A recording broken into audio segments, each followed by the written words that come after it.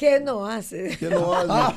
Bueno, por ahí va. Para remedio. Por ahí va. Sí, bueno, sí, la tenemos esa aquí ley delante. precisamente. Sí, Bueno, sí. ustedes saben que nosotros los congresistas tenemos 3 roles: fiscalizar, representar y legislar. Pero como senadora de la capital, de la principal plaza del país, hay una alta responsabilidad y un alto compromiso, porque la gente tiene mucho más expectativas, mucho más demandas. A veces yo misma digo, dentro de todas las expectativas que me dicen, y yo estoy cumpliendo con la mayor parte de ellas, porque hay muchas cosas que se encuentran en el camino que tienes que apostar a que se transformen. Entonces, desde que llegamos, nosotros decíamos en la campaña, yo voy a trabajar al Senado, porque yo sabía que la dinámica del Senado era mucho más lenta que la de la Cámara de Diputados, y hemos venido a trabajar. Llegamos con momentos adversos, con una pandemia, comenzamos a identificar proyectos de leyes que estaban anquilosados en el Senado de la República. Asumimos, por primera vez una mujer asumió la presidencia de la Comisión de Hacienda o de Finanzas del Senado de la República. Me tocó a mí como senadora de la capital, así como ser miembro de varias comisiones importantes, incluyendo la Comisión de Justicia y otras Comisión de Economía, entre otras. Entonces, todos los proyectos que estaban anquilosados, que comenzamos a darles preponderancia, comenzamos a estudiarlos, a plantearlos y a hacer los correctivos necesarios. Recuerden que también llegamos para elegir a la nueva Junta Central Electoral, a la nueva Cámara de Cuentas, asumimos la presidencia también de esa comisión en la selección de los nuevos miembros que conforman esos órganos en este momento, sobre todo de la Junta Central Electoral. Y todo esto acompañado, por supuesto, de un tema que era el tema de la representatividad. Algo que siempre a mí me ha llamado mucho la atención dentro de mi carrera política es cómo hay una desvinculación entre los actores políticos que ocupan espacios y el pueblo. ¿Por qué? Porque llegan a los espacios de poder y no hay esa vinculación, dan la espalda, hacen un trabajo que la gente no conoce o que la gente no se siente identificado con ello porque no hay un diálogo permanente. Y me he enfocado mucho en eso, en que la senaduría de la capital primero sea una senaduría abierta, que nuestra oficina sea abierta. Antes la oficina del distrito en el Senado de la República era una oficina solamente para los senadores que ocupaban ese cargo. Nosotros la abrimos. No tenemos otra oficina en la capital que no sea esa. Y ahí recibimos a todo el mundo. Abrimos los correos electrónicos y comenzamos a caminar con las juntas de vecinos, con la dirigencia de nuestro partido, acercarnos a la gente, escuchar qué necesitaban y ser el vínculo entre la gente, las demandas de las personas y el sector gobierno o la alcaldía o los órganos competentes. Y hemos logrado muchísimas cosas. Por ejemplo, yo te puedo poner un ejemplo sustancial para mí. Yo venía más de 5 años trabajando con el Hospital Padre Villini. Después de que se intervino en una remodelación hace aproximadamente 5 años, hicimos una denuncia hace también un tiempo de que había sido intervenido, cerradas sus puertas, y cuando llegamos adentro de la infraestructura estaba todo destruido, no se sabía cuánto era el presupuesto, no se sabía. El Hospital Padre Bellín es el único hospital docente que tenemos en la región sur del Distrito Nacional y duró cerrado casi 5 años bajo una nebulosa de intervención que nadie sabía, ni la comunidad, de espalda de la comunidad de la iglesia. Nos empoderamos del tema. Cuando llegamos a la senaduría le pedimos al presidente de la República que por favor le diera preponderancia a este proyecto. Así lo hizo y junto con el Ministerio de la Vivienda pudimos entregar un hospital Padre Villini funcional, nuevo, conjuntamente con la comunidad y los médicos que forman parte de ese hospital, y ya está operando. Eso es parte de un trabajo sistemático que a veces no se ve, que dura tiempo, pero que tiene realmente un impacto positivo. En el caso, por ejemplo, de Domingo Sabio, que tenemos 4 años trabajando con los desalojos, hemos impedido de alguna manera u otra desalojos arbitrarios. Dijeron que estaba atascado el proceso. Está un poco atascado en el proceso porque quedan unas familias todavía por ser reubicadas. Y lo que queremos nosotros como congresistas, desde que estábamos en la Diputación y ahora como senadora, es que esas familias sean reubicadas y no desalojadas, y que se les dé un dinero para que vayan a donde sea en condiciones de vulnerabilidad. Y hemos trabajado ese tema con Urbe, hemos trabajado ese tema con una mesa de diálogo que hemos creado con la iglesia, con los comunitarios, y hemos estado permanentemente ahí. Esa es la labor de un senador. Cuando estábamos en la pandemia, nosotros hicimos pues políticas de coordinación con el Ministerio de Salud para intervenir algunas zonas vulnerables. Una de las zonas vulnerables fue la Ciénaga. Y yo le decía al ministro de Salud, yo no necesito un operativo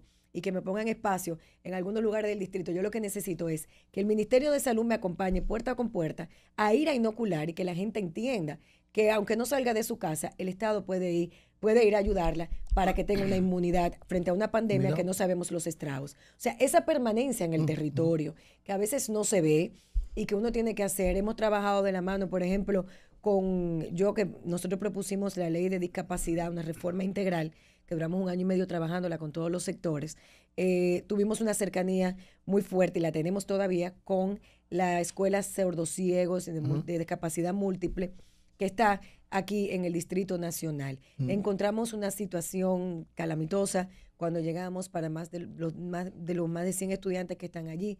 Intervinimos, hablamos con el Ministerio de Educación, hemos reacondicionado la escuela, hablamos con el director Mario Lama para que también nos proveyera del personal médico que se necesita especializado para esa. Pero, o sea, todo ese trabajo, esa articulación se hace de la oficina senatorial con una comunicación diaria. Hemos intervenido, por ejemplo, ahora el Club María Auxiliadora, después de 2016, que estaba secuestrado por un grupo, que fuimos, intervinimos, porque si lo hubieran secuestrado para que funcionara el club, pero cuando llegamos nada sirve en el club. Hace 1 año y pico estuvimos ahí, hicimos un levantamiento y logramos que se hiciera una convocatoria a unas nuevas autoridades. Mira. Y ahí estamos logrando ahora, trabajando para que el gobierno central invierta recursos económicos en reacondicionar la infraestructura, porque estamos muy concentrados en que la comunidad debe tener espacios de desarrollo, sobre todo en la circunscripción número 3. Le digo eso desde el punto de vista representativo para que se vea más o menos parte del trabajo que uno hace, que no solamente es legislativo y que a veces le ocupa tiempo de no estar tanto en los medios de comunicación como uno quisiera.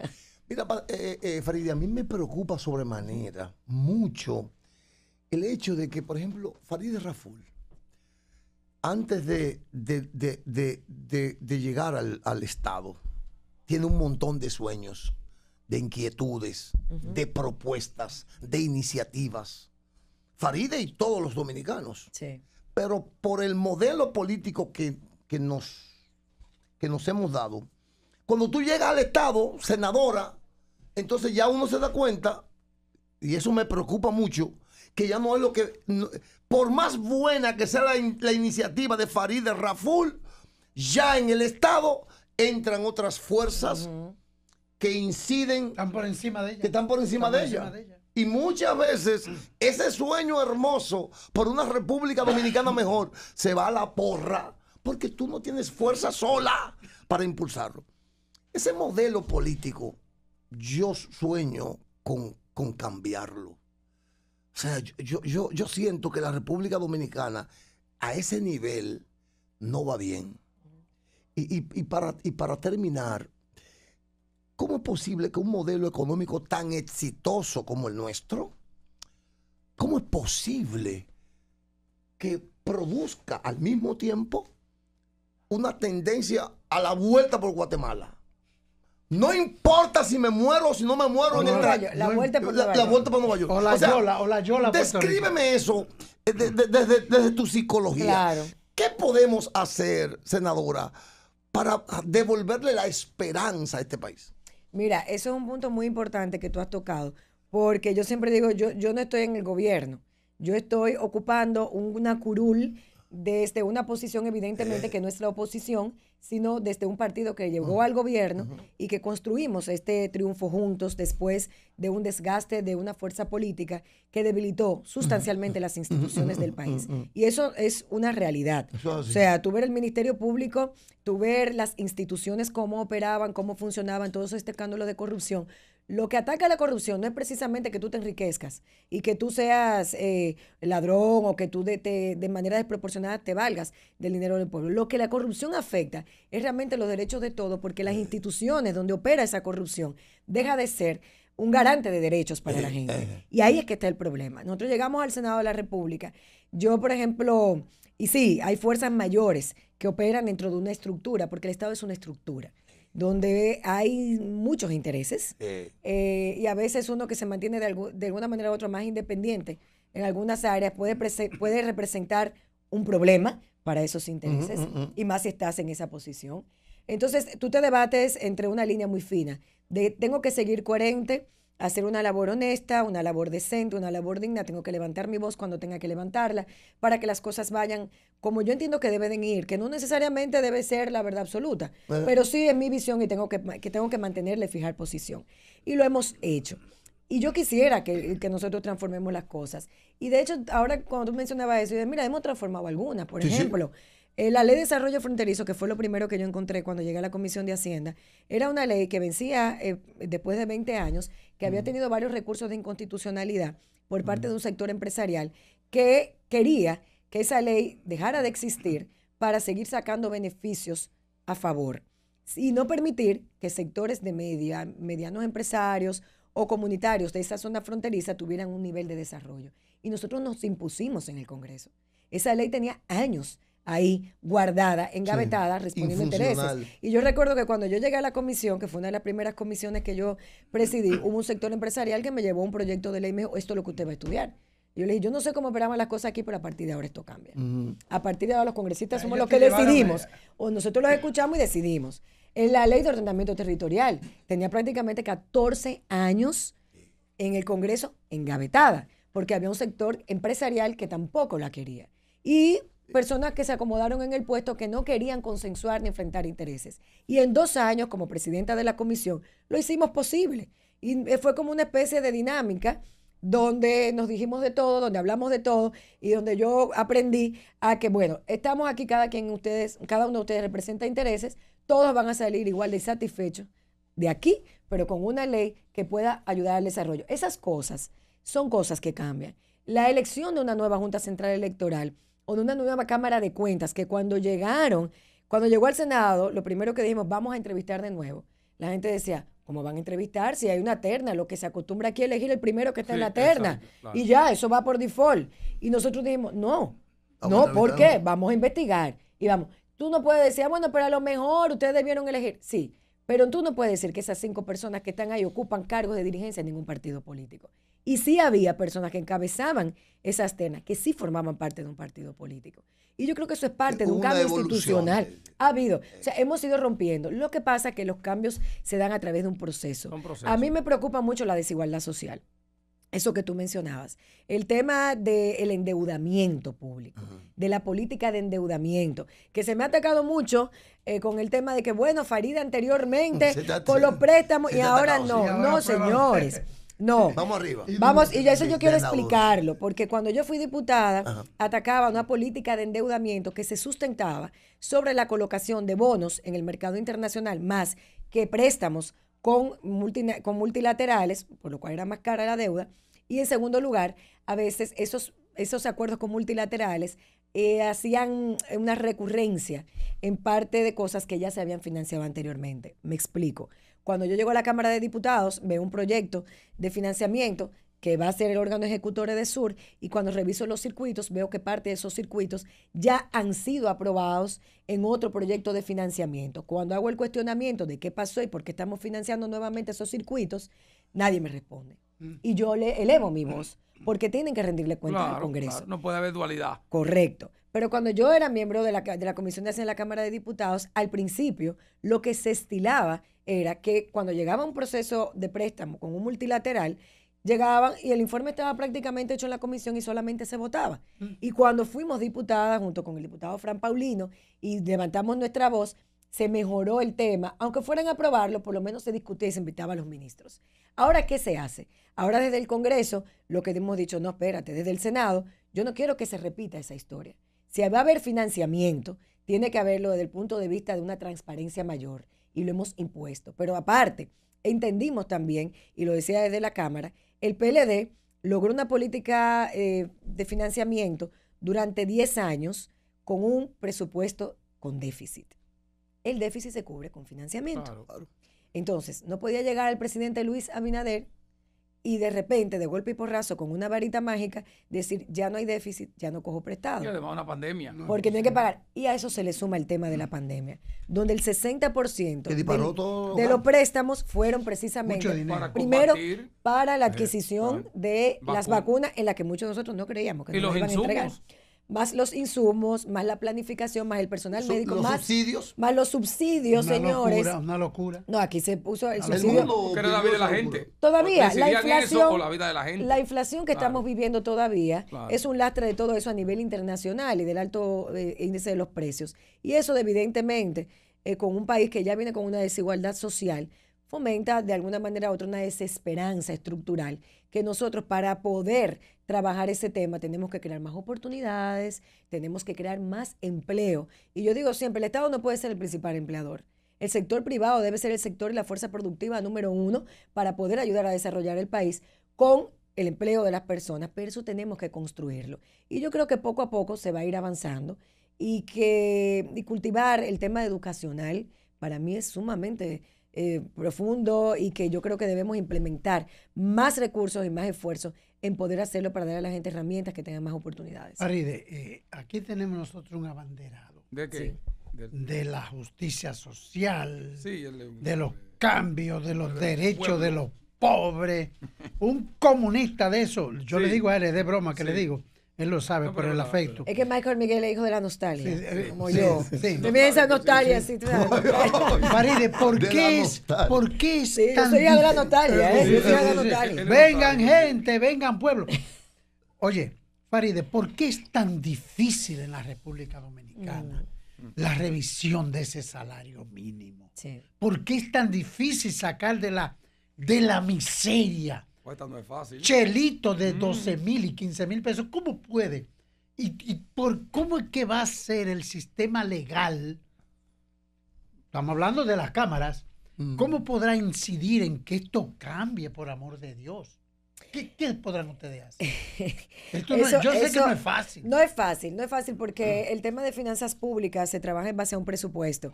Y cuando tú tienes un presupuesto deficitario, tú tienes que identificar las partidas hacia las cuales tú vas a proyectar que ese financiamiento va a ir. Entonces tú tienes no solamente el tema del salario, tienes temas como cuánto va a ser la inversión en educación, en la calidad, en el tema de salud.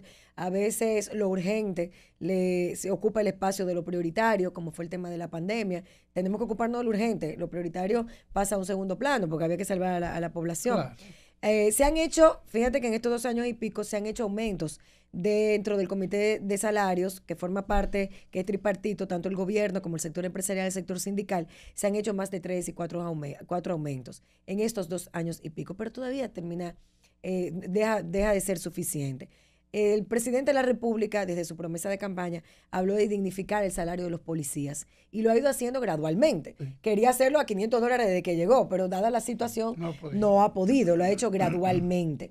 Porque tú tienes que ver financieramente cómo tú compensas una cosa y la otra. En medio de la crisis. En medio de la crisis. Claro. Si el ministro de Hacienda estuviera aquí, me dijera, Faride, no vamos, ¿de dónde tú quieres que saquemos el dinero? Como me dice él. ¿De dónde lo sacamos? Sí, ¿De dónde lo sacamos? Me dice Jochi Vicente. ¿Cómo puedo hacerlo? ¿Cómo puedo hacerlo? Entonces, porque uno demanda y los ministros tienen que ayudarnos a entender todo este proceso. Y yo pienso que eso es parte también de esa construcción, de la mejoría de la calidad de vida del dominicano.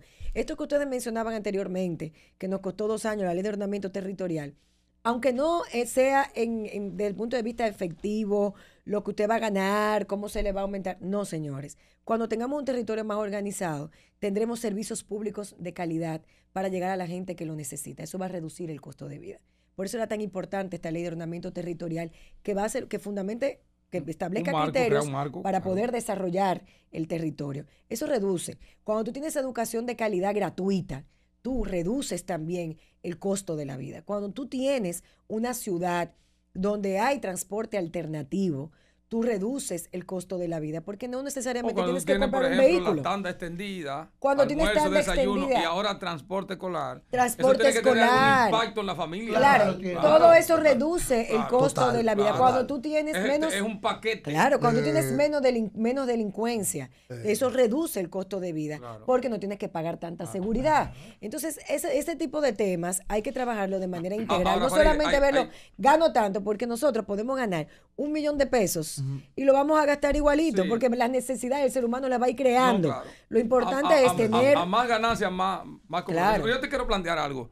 Yo soy un enfermo con el problema del tránsito. ¿Y yo?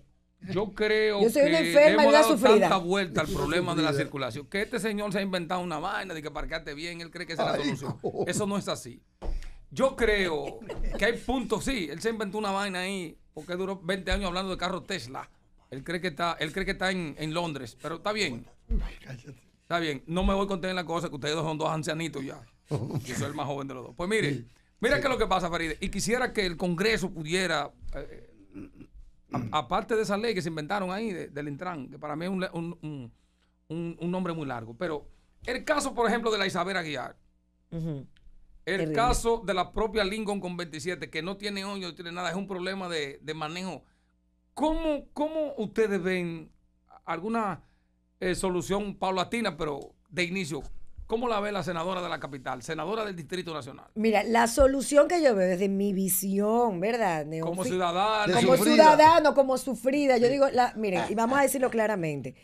La sufrida, sí. Nosotros vamos a decirlo claramente. Hacer una bachatera El llamada ciudadano, Mélida la sufrida. nosotros tenemos una ciudad que creció de manera desproporcional, donde en ese momento las autoridades no previeron ese crecimiento y ese desorden ha traído pues todas estas consecuencias. Por eso yo hablaba del transporte alternativo. ¿Qué es el transporte alternativo? Esos corredores como el de la Núñez de Cáceres, el metro, la nueva línea del metro. El teleférico. Que debo decir que desde que yo era diputada, de los pocos préstamos que aprobé y levanté mi mano del PLD, era por el metro del distrito de Santo Domingo, porque entendía que era una forma de respuesta a la gente. Y ha ido resolviendo. Y se ha ido resolviendo. Claro. Y ahora viene la otra línea. Claro. Y el tema del teleférico, el tema de las aceras, señores. Tú no puedes caminar sin acera. Esta es una ciudad que nosotros la padecemos en vez de disfrutarla.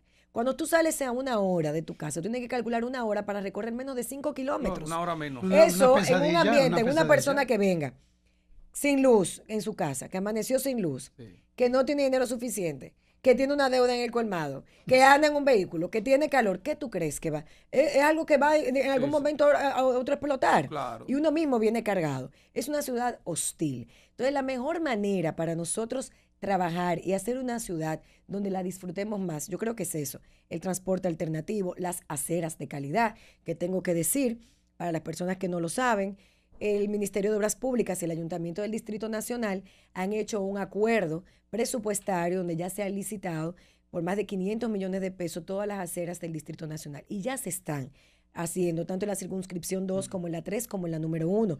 A los que vamos mucho al al Centro Olímpico a ejercitarnos, ya vemos que la Ortega y Gasset están totalmente picadas las aceras porque los contratistas están trabajando en el ensanche Kennedy, en el ensanche La Fe, y así mismo en el Distrito Nacional. Y en Gascue también. Y en Gascue. Entonces, la creación de las aceras, el transporte público de calidad, la educación vial, tenemos que ayudarnos. No puede ser que nosotros que manejamos en las calles tratemos de torpedear al otro que viene en su carril. Como si fuera una competencia de autos. Como si fuera una competencia de autos. Tenemos que tratar de respetar los semáforos.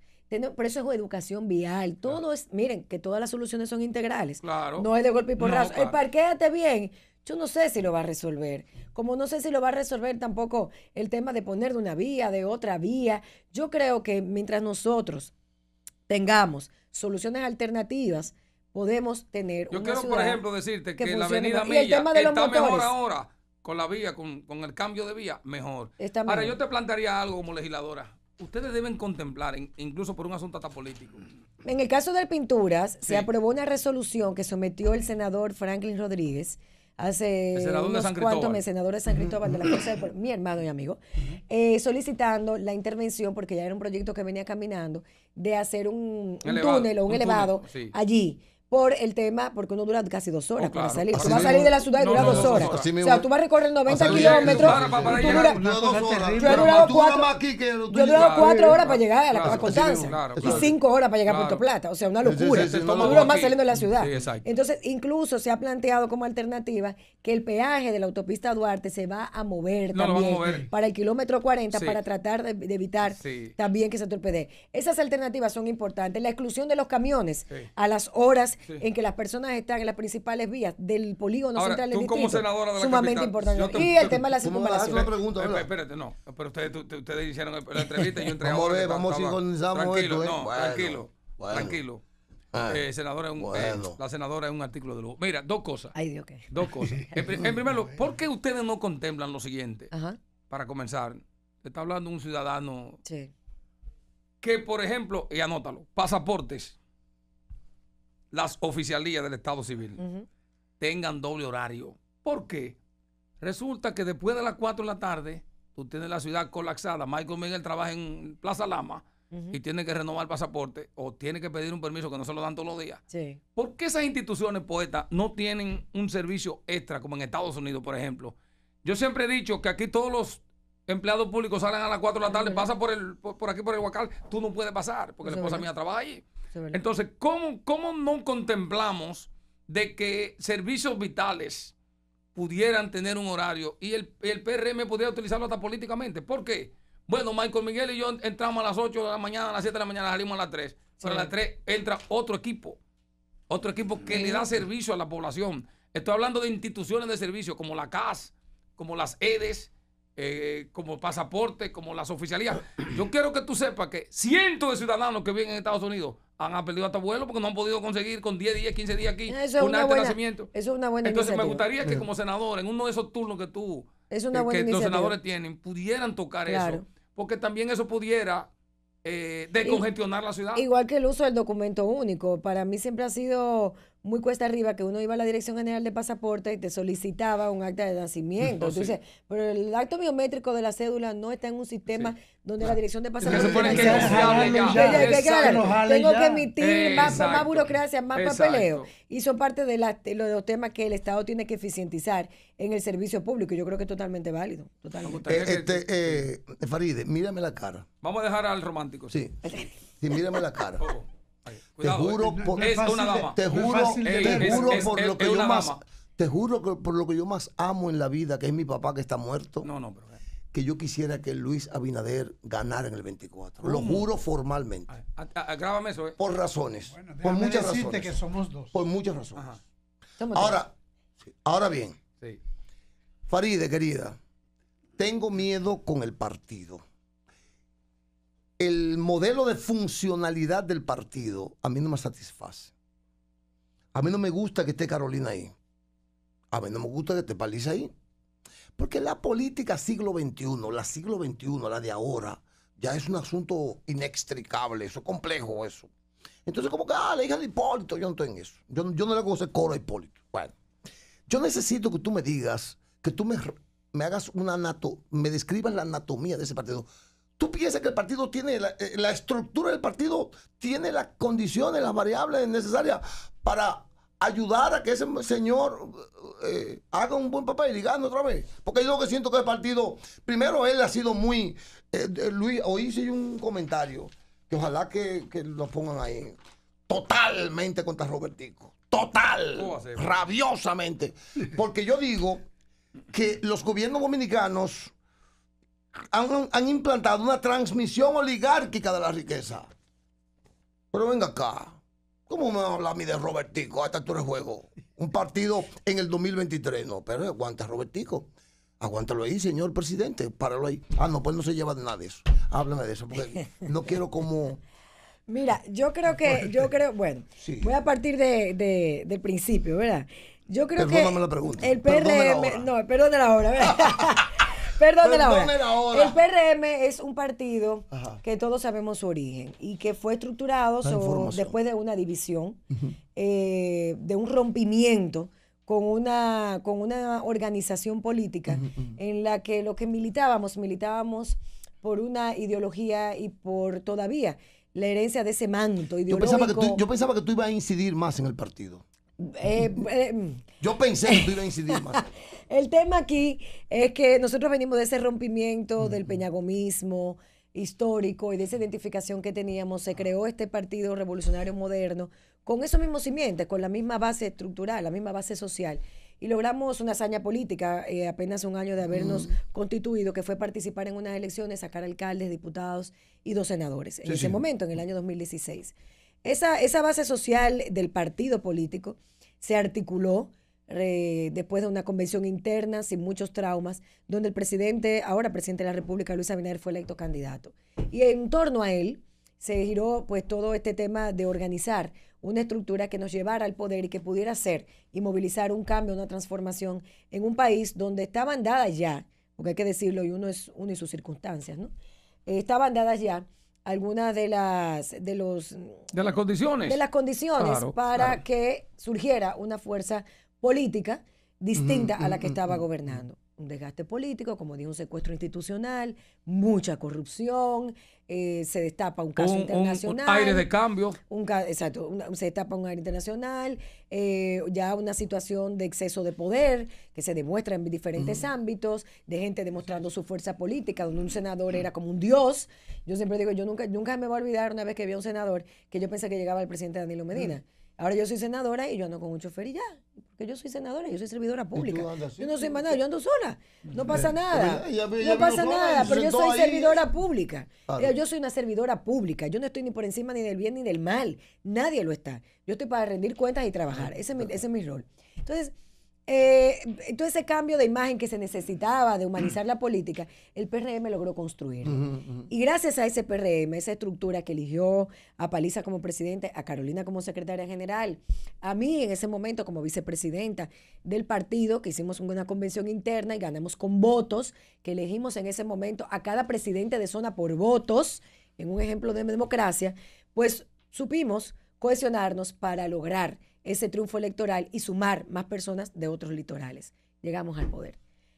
Yo siempre digo que cuando un partido llega al poder, tiene que tener mucho cuidado. Es otra etapa. Es otra etapa.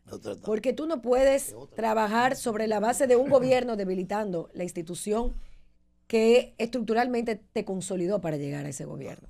Tú tienes que seguir reforzando esos líderes políticos, a esa dirigencia política, a esa estructura. Michael Miguel se suma.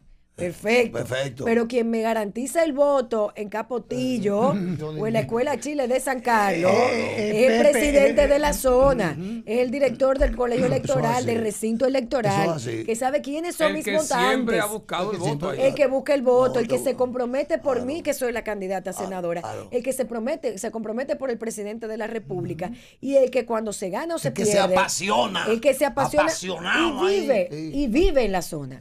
Y ese es al que las personas cuando tienen una necesidad van y le tocan la puerta y le dicen, se me murió alguien, necesito esto, tengo esta necesidad. Y él es el vínculo. Entonces, tú tienes que cuidarte mucho cuando llegas al gobierno de romper ese vínculo con esa dirigencia. Son los presidentes, los coordinadores de campaña. Eso es así, porque yo soy dirigente. Yo le digo a los dirigentes de mi partido, no me hagan cuenta, pero yo soy dirigente. Yo no llegué aquí, pero yo soy dirigente de un partido. Yo sé lo que es construir un partido, yo sé lo que es tocar puertas, crear un padrón electoral, tratar de levantarle el ánimo, de convencer gente cuando sabemos que no vamos para ninguna parte, de ganar unas elecciones. Yo sé lo que es hacer oposición política en un Congreso que fue militarizado, levantando una voz prácticamente sola contra actos de corrupción que yo estaba demandando que fueran investigados, donde solamente era una voz. Ahora puedo transformar, y donde fui perseguida, donde me rompieron la oficina y donde nadie se enteró de nada, pero yo continué. Hay un liderazgo que se construye y el liderazgo que se construye hay que respetarlo. Yo siempre he dicho, yo no quiero que me quieran, con que me respeten es suficiente.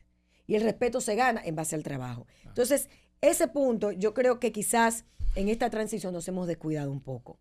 En el tema de reforzar de la integración a esa dirigencia política. ¿Eso es un mea culpa?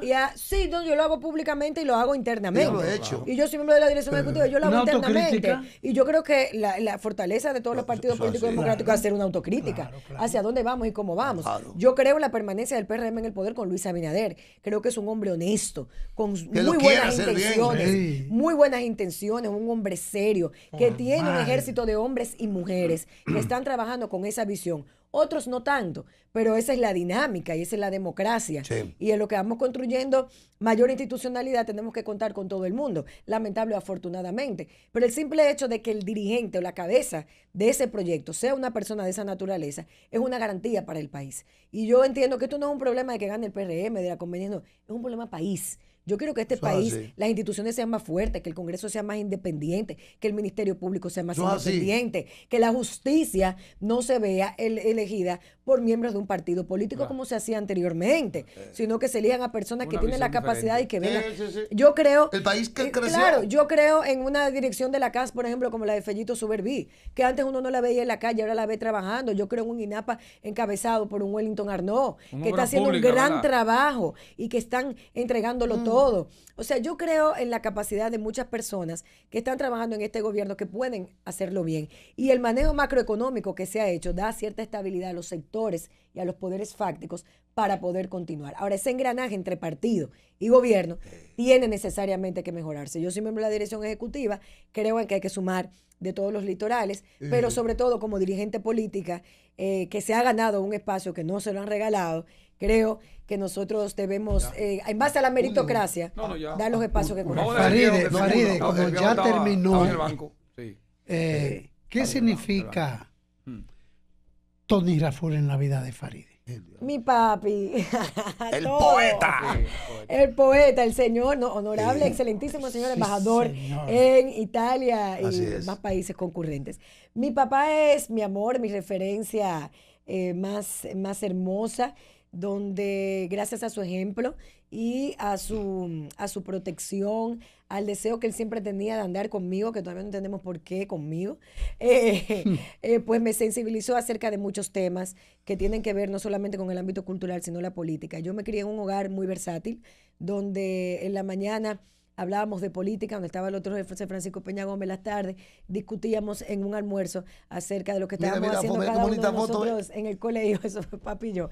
Y en la noche él fue un hombre muy cercano a Jacobo Magluta. Sí, sumamente. Era, yo creo que una de las personas más cercanas a Jacobo Magluta.